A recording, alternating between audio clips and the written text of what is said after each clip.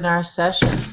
I'm Dr. Hanna Chusid. I'm a licensed psychologist and a certified yoga instructor, certified medical hypnotherapist. Before I introduce you to this week's guest speaker, I want to introduce you to Sleep ASAP. Sleep ASAP is a new global sleep management education platform established by an international team of specialists in different fields, including art therapy, music therapy, psychology, and neurology. We've gathered in order to promote awareness and discuss effective and affordable alternative solutions beyond medications for people with sleep issues.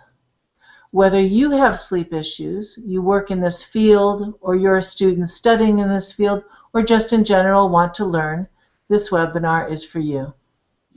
Today we have the pleasure to host Professor Antonio Zadra.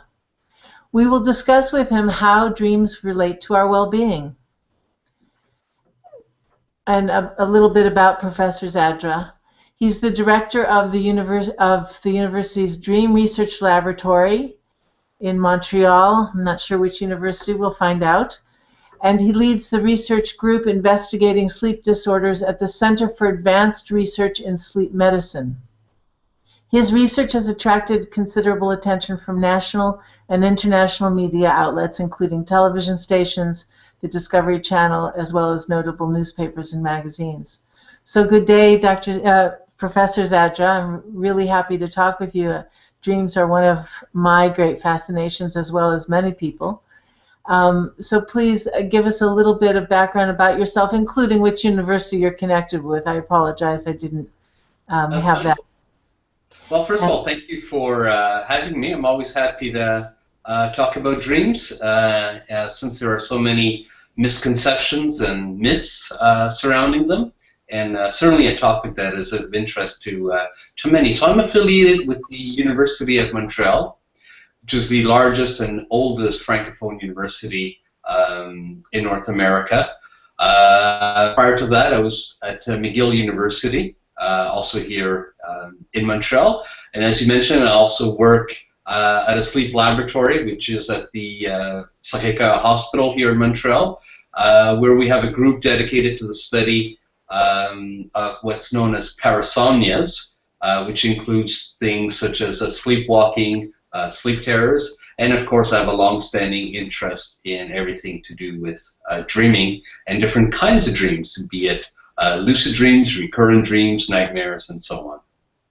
How did you get involved in what drew you to the study of sleep and dreaming? My initial calling actually came not for an interest, anything to do with sleep, but really for dreams. And this may sound corny as a story, but it's absolutely true. It actually came from a dream I had. While I was in college, since I was in high school, I always assumed that I would go in medical school. That's what my brother had done. That was the venue I always had in mind. And in college, I had this very long, convoluted dream that was exceptionally vivid, had many sensations to it. I got stabbed, I was in pain, I could feel the warmth of my blood. I escaped from this prison, which actually was my college. Anyways, it was a very long, poignant dream, and also one in which I became aware that I was dreaming. At one point, I cleared this very high fence that was about 3 or 4 meters high, with barbed wire on the top of it, and I landed on the other side, and I landed in a... Can I just go turn that off? Sure, do what you need to do. While he's taking care of that, I'll mention that I've been tracking my dreams for almost 40 years. And initially, I trained myself in dream recall very young. I was like 19, 20. I was just saying while you were away, Professor Zadra, and I'd like you to continue, but then I'll say something about my own background with dreams. Okay. Yeah, so I ended up jumping over this high barbed wire fence, and I landed on the other side. And I was in a field of grass when I jumped and landed in some snow. Put my hand in the snow, and it was very cold. And it's at that point that I realized that a lot of what had happened just previously didn't make any sense, and that the only thing that made sense was if this was a dream. And I became perplexed by the idea that I was in my bed sleeping right now while all this was going on. At one point, I even tried yelling in the dream, knowing full well that I was probably not a single sound was coming out of me while I was fast asleep. I didn't know that this phenomena had a name at the time. That they were known as lucid dreams. This was the first dream that I noted down in a journal. I started keeping a journal shortly after that.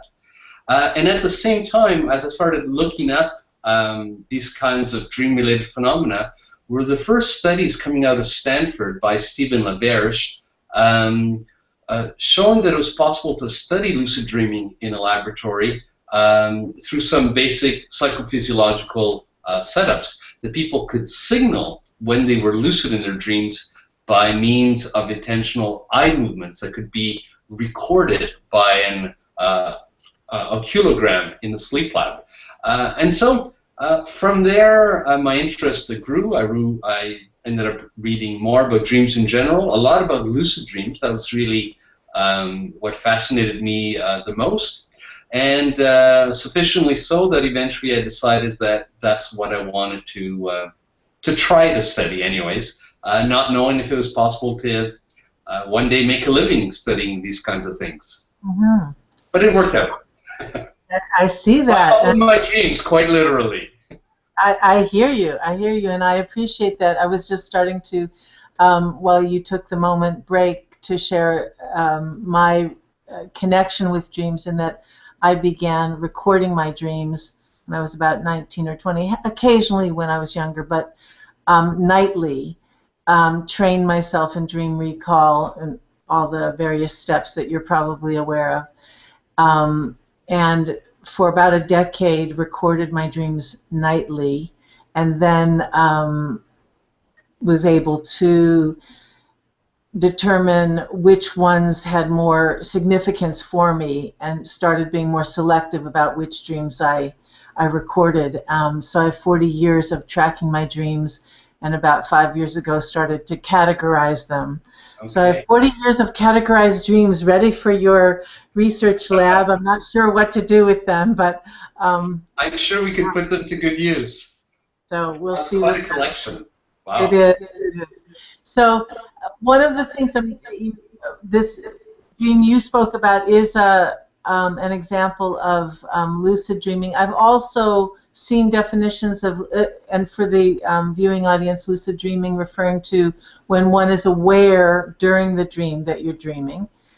I've also read descriptions that lucid dreaming can include, or the definition might include, not just when you're aware, but particularly exceptionally vivid, sensorially activating dreams.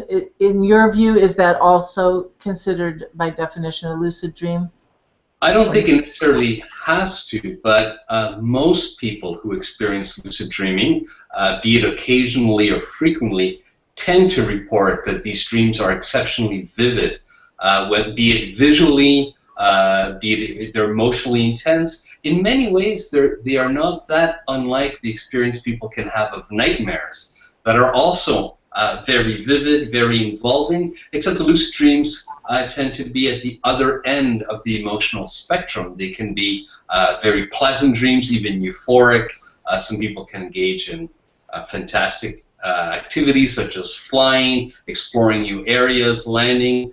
But yes, there is this sense of there's this hyperrealism that this virtual world that we are immersed in is exceedingly convincing, more so than everyday dreams we tend to have.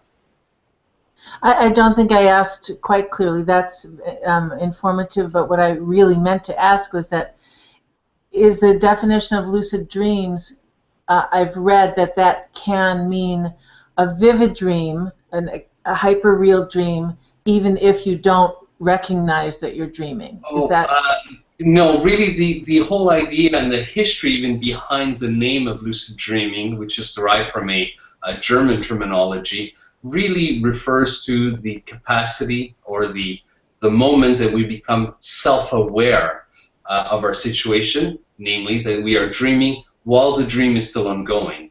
And this can happen independent of the degree of realism in the dream, independent also of any of our abilities to influence how the dreams unfold. Some people sometimes confound lucid dreaming with the ability of controlling one's dream.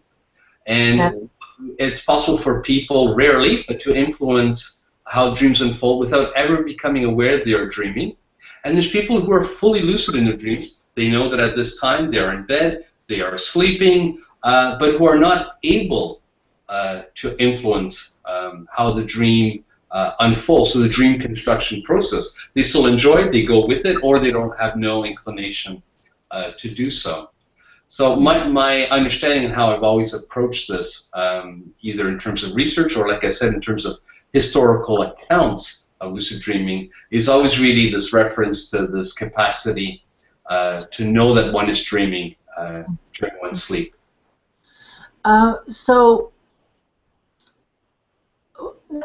it seems to me, you know, from the amount of websites and articles that I see just casually without even really searching for them, that one would think that there's a great number of people, that it's a very common phenomenon, and I'm wondering if that's the case. To me it seems that because it's so fascinating that it may be overrepresented in writings and websites, and you know the interest in it compared to how often. What's the frequency of lucid dreaming, as far as you know? Well, again, it depends on what. If we want really proficient lucid dreamers, people who do it on a weekly or even nightly basis, those are exceedingly rare individuals. Maybe half the population will report having had one lucid dream during their lifetime, often when they were kids, not necessarily as adults. And about 1% out of 5, 20% or so, will report having the occasional lucid dream. So I think you're right in that the amount of attention given to lucid dreaming on multiple social platforms on the web certainly demonstrates that there's an interest for it. Maybe also that's accrued in recent years with films like Inception, other shows where dreams play a role. So there's certainly a large interest in it. There's a lot of people who want to learn about how they can become lucid in dreams. So there's a lot of interest in having them. But to get back to your question of how many people actually do it and do it regularly, it's really a great minority. So what is your approach to the study of dreams, to the working with them, looking at the emotions or people's state of alertness, or understanding dreams as a reflection of their lives? How do you look at, what do you do with the material that you get? Okay.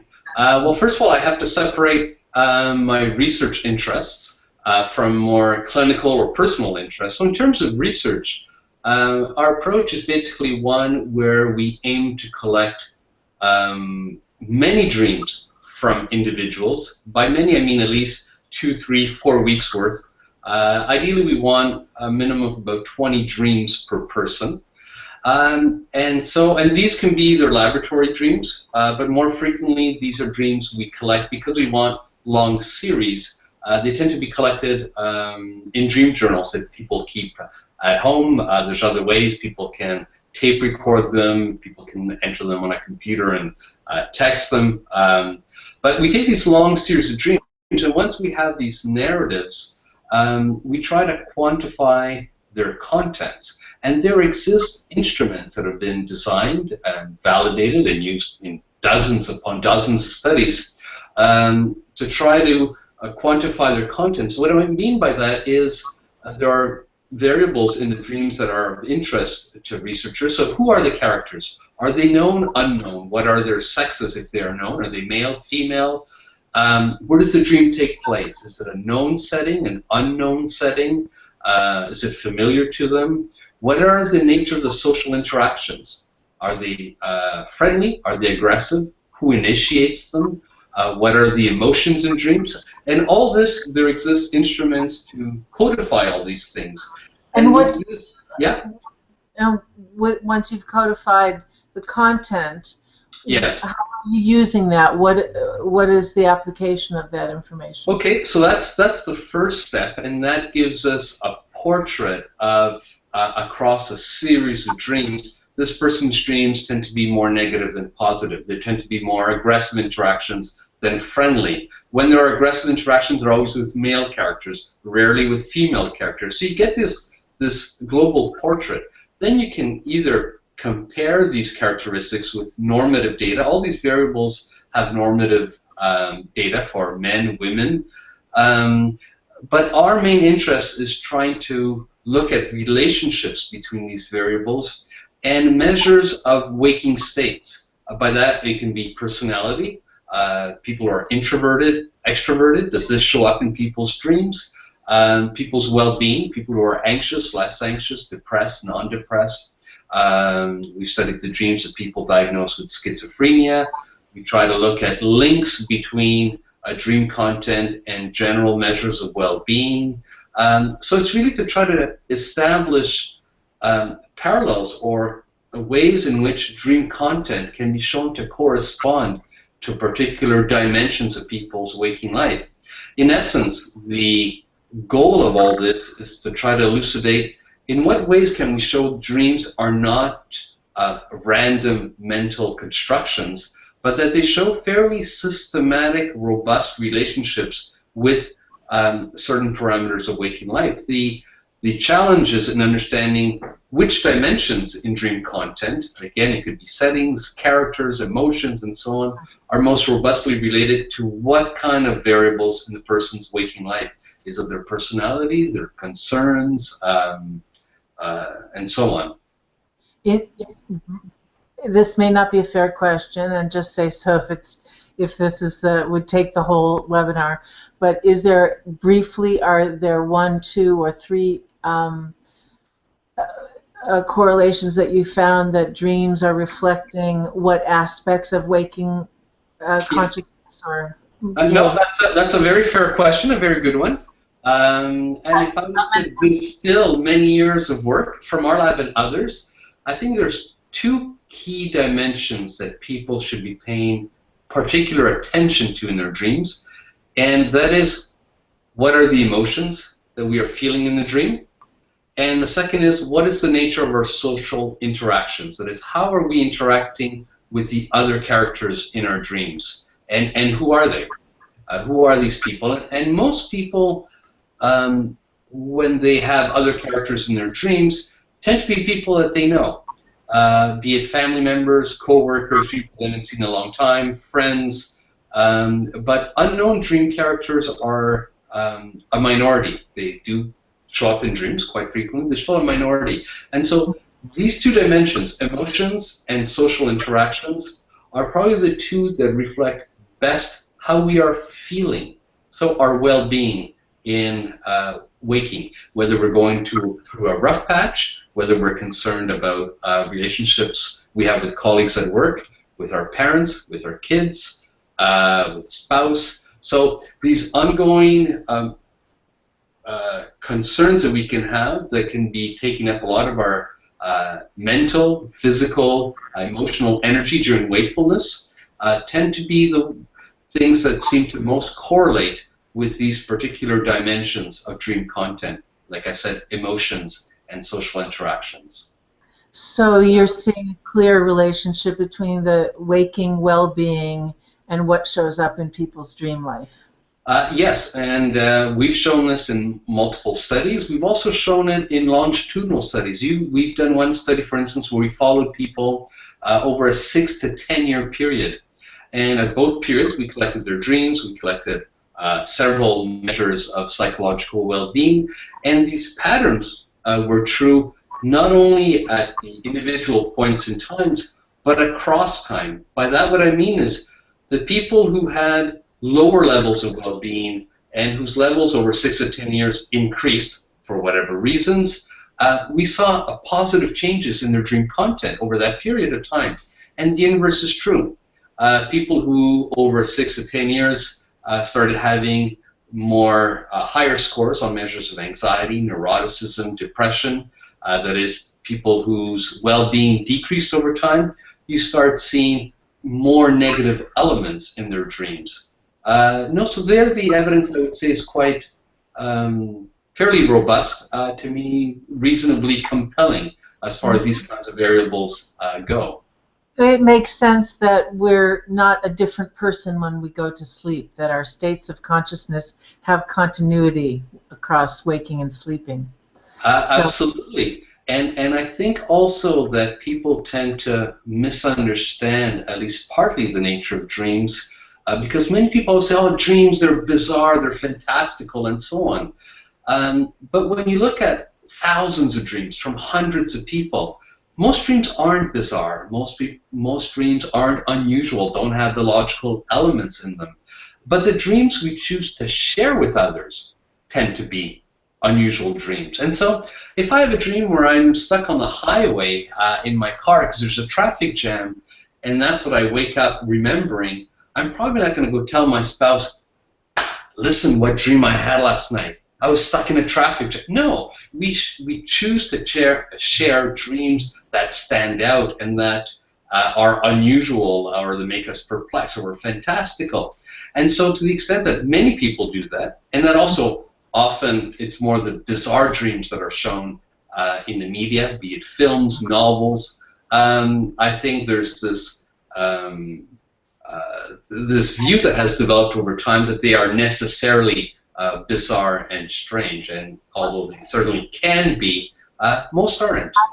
I'll interject here that while I haven't had what sounds like maybe hundreds of thousands of dreams that you've looked at over my clinical career of 40 years, and with dreams being an interest, I've probably heard a few thousand dreams, and people bring what are the more unusual or with seemingly bizarre, and with just a focus on it, and my skills clinically, and even what presents as bizarre often isn't when you sort of break it down into looking at the emotional elements of the dream, and as you say, and the relationship. I focus on the emotion and the actions and the choices and the decisions. There's frequently a very clear and almost in your face obvious a connection with something going on or concern, and sometimes not immediately, but when you look at it over a few weeks and what's unfolding for the person. What is I want to connect it with sleep in a moment, so I'm going to ask, we better start to wind down here, but there is that category of dream that people are very interested in and curious about, which has to do with dreams that are predictive. Not so anything you'd say about that? Dreams that seem to suggest not just something that gives you an idea of I'm going to go into studying this area, but something that actually seems to be precognitive. Okay, so dreaming of particular events before they occur.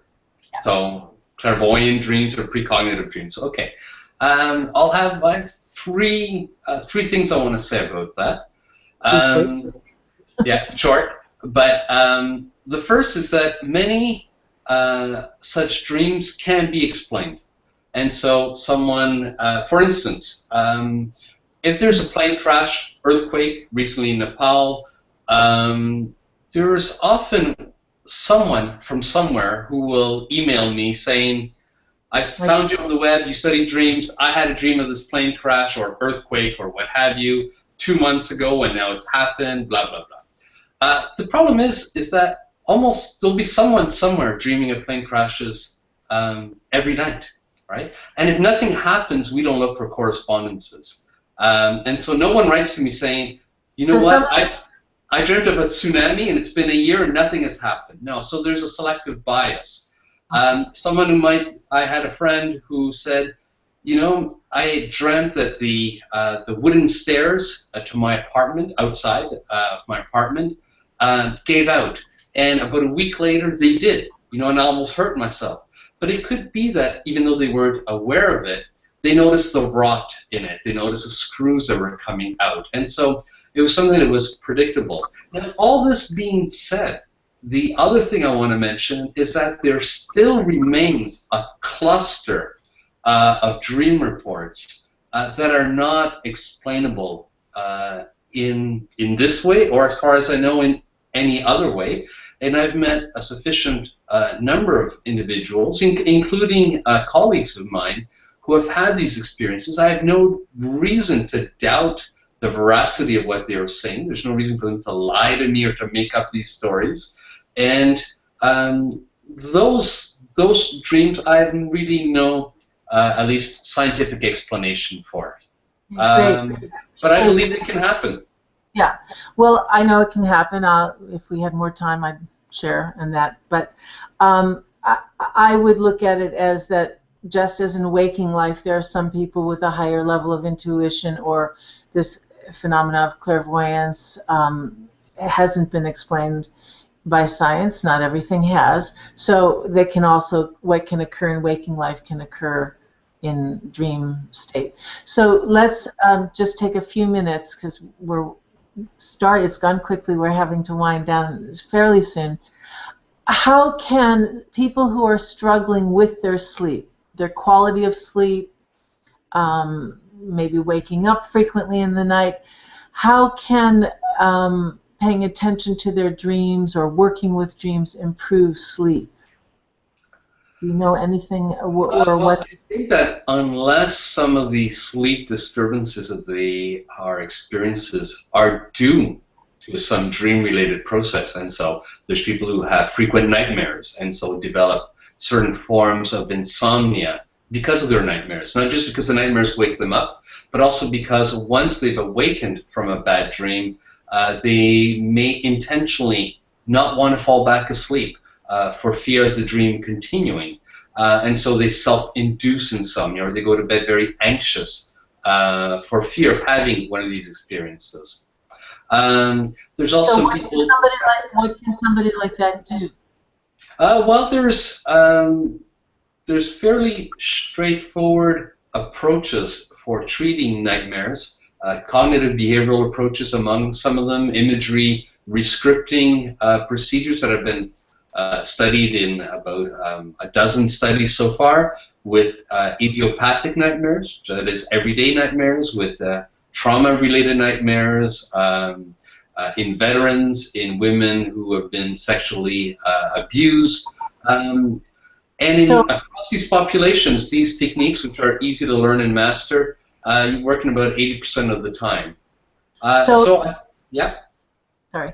So imagery rescripting, I know what you mean, but can you, in a sentence, give us a summary of what that is, and if somebody may Google it or look for a psychologist who works with that, how would you describe it? It's once you experience the nightmare, the next day, write it down, changing some element of it, whatever feels right for you. And so some people choose to change the beginning, the end, a minor detail, the color of a wall, that's all. And others change everything from A to Z. Again, my main thing would be whatever feels right to the person. But the idea is to write it down, change something in it, and you can even revisualize it. So fairly straightforward. We still won't know exactly what are the ingredients that makes this work, but there's ample evidence showing that it can be a very effective technique. Well, at a very simple level, as with many therapeutic interventions, by writing it down and changing an element of it, you've described changing a very simple element. I usually go right for the heart of it and have people change the more disturbing parts of it, or have a face-to-face confrontation with the frightening parts of it.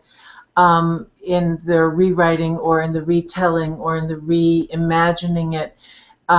One thing that does is, since you're in your waking state, you have mastery over it. So at least you're in control rather than feeling at the effect of. So that's one possible explanation. So I appreciate that. And for many people, the idea even of changing something, even in a written format of their nightmare, is something very new to them, because nightmares are something that people experience over which they have very little control. And so when they go to bed, they can be apprehensive because they don't know if they're going to have a nightmare or not that night. And so the idea that, no, you can do something proactively to try to alter the course of these things is often a new and compellingly strong psychological idea for them. Now, you originally asked about sleep quality. Yeah, there are so many, literally hundreds of sleep disorders that have really nothing to do with dreaming. And so people can be tired for a host of reasons, or not sleeping well for many reasons. But some can be related to dreams and addressed. So because of your specialty with dream research, we're focusing on the aspect of dreams and sleep, although I'm sure you've got other wisdom to impart to us, and maybe we'll have other conversations. Are there any other ways, reasons why is there anything else that you can say about attending to dreams, how working with dreams or paying attention to your dreams might have an effect on sleep or quality of sleep? Here's something specific. Yeah. Lots of people say, and I found this, we've got two extremes. People say, well, I have bad dreams and disturbing dreams, and that affects my sleep. Or we know that people then start to avoid going to bed because of not having those negative experiences. And then there's another, the other end of the spectrum. People say, I never dream, and I don't have dreams. I don't remember them, but I'm sure that I don't have them. So what's your perspective on that, and as it might relate to sleep? Well, there's almost no relation between the extent of dream recall people have. Everyone dreams every night. The difference is some people remember them. Some people remember them a lot. Some people don't. But the ones who don't, if you bring them into a lab and wake them up appropriately during certain periods of their sleep and REM sleep, about 85% of these people who never remember their dreams will. So dreams are easily forgotten, even if people have good recall. Unless you write it down, whatever, it's a very fragile memory that even vivid dreams that we might recall when we wake up quickly disappear. It's hard to keep a hold of it. And by even that evening, if we haven't written it down or told it to someone, we might just remember the bare bones of it or the core of it. So that being said, there's some people who remember a lot of their dreams and who report that their sleep is fine, and there's people who say that they never remember their dreams, who report significant degrees of daytime somnolence, who have other kinds of sleep problems. Now, the only thing is, some people who have, for whatever reasons, sleep disorders or conditions that tend to wake them up frequently during the night, can be more likely to remember their dreams, only because their sleep is being regularly interrupted. And so dreams that we may have otherwise forgotten, because we wake up and our waking brains become activated in that mode, that memory can be transferred to wakefulness, and they might remember their dreams. And some might even erroneously start thinking that the dreams are causing their multiple periods of wakefulness, but it can be the other way around. And that's probably where also some of the myths come about, well, you shouldn't eat spicy food before going to bed because they'll give you bad dreams, or people say, oh, having all-dressed pizza late at night or cheese. What probably happens is that when you some people ingest those foods and they're not used to it, they might have indigestion, wakes them up during the night, and if it happens to be during a period during which they were having a dream, they will remember a dream, which usually they won't. But then they attribute the dream to the cheese or what have you, whereas the cheese really caused them indigestion or wakefulness during their sleep, and that could also get integrated into their dream. By the way, our bodily sensations. Mm-hmm. So I have another whole series of questions. I don't know really that we can go too deeply into it, but I'm also interested in that the connection. We were talking about nighttime dreams, and if your research includes looking at the connection between nighttime dreams, daytime dreams, or daytime altered states, such as you might find in a deep relaxation trainings, deep hypnotherapy, or a practice called yoga nidra, which is a kind of waking lucid dream. Sure, you would know of it. In something like yoga nidra, which is a waking guided dream, sort of a thing, would you say that something like that, is that anything you've researched in terms of its relationship to sleep? More guided? No, it's something that is of interest, and much of the literature for a long time on general altered states of consciousness has or even states of unconsciousness, or different forms of coma or locked-in syndrome, but other states as well have long been an interest of mine. However, no, I haven't done any actual scientific research on them. It's also phenomena that are very difficult to study, to obtain funding for, to look at systematically. And so I think it's more amenable to, at least for myself, as a form of personal interest. So there are people who dedicate good portions of their lives trying to better understand what's going on in these particular states and how people can achieve them and their subsequent impacts on their people, not just on their sleep, but also on their wakefulness. Okay, thank you. So another entire separate conversation, just to put a bookmark on it. We will not have the time to discuss it. We'll some other time we'll have a conversation on the ancient approach to dreams, connect with the relationship with dreams and what we might call the indigenous cultures, the shamanic traditions, and the relationship to dreams as maybe more real than our current waking reality. But for today, we need to wind down, and I really appreciate your sharing with us your research, which is fascinating, and my takeaway is that you found a very clear connection between people's waking states of mind, emotionally, cognitive and emotional state and their waking state, and that so addressing your emotional state in your waking life in itself will improve the flavor, the tone, the emotional state of your dreams often. And conversely, paying attention to these dreams can help us better understand the turmoil or difficulties that we're going through. The solutions may not be there, but they can certainly be helpful in their own way. That's a very important point, so thank you. Thank you so much for being with us today and sharing your work. Thank you for having me. It's been really interesting, and hopefully we'll continue the conversation in other ways and maybe other webinars. So thank you very much, Dr. Zadra. You're welcome. And I want to wish all of you who are joining us today, please follow us on Twitter, on Facebook, on Google+, and you can subscribe to our YouTube channel.